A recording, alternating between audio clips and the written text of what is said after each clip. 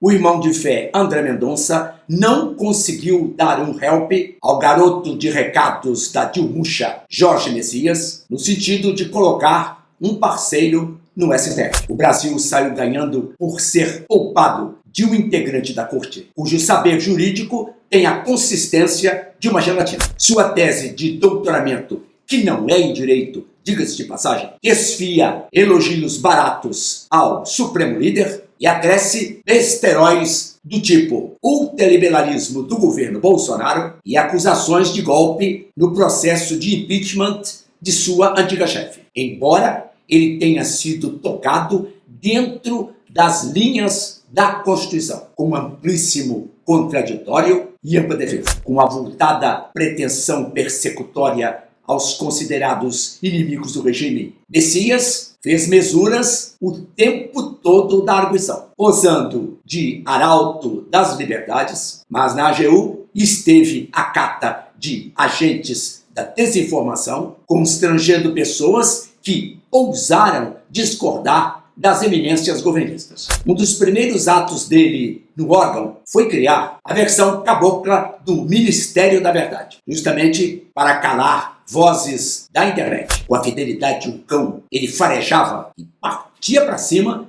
de quem desagradasse o Planalto. Era este capataz que se gabava de chefiar a primeira instituição a pedir prisão para os participantes da tal trama golpista. Foi e é oposicionista ferrenho da anistia. Era esta a faceta real do feitor que certamente pioraria o Supremo, cujo descrédito já é revelado em pesquisa do Instituto Real Time Big Data, mostrando que 55% dos brasileiros não acreditam na instituição. Cabe ao governo entender a porretada do Senado, liderado pelo seu presidente Davi Alcolumbre, que entendeu chegado o momento de se afastar do atual ocupante do Planalto, e cujo governo caminha ao abismo. Foi Alcolumbre, ao seu modo tinhoso de atuar, que jogou a política como fiadora do novo tempo de uma sociedade cansada dos arroubos da juristocracia. Alcolumbre pegou no ar que o consórcio de poder, da forma como foi engendrado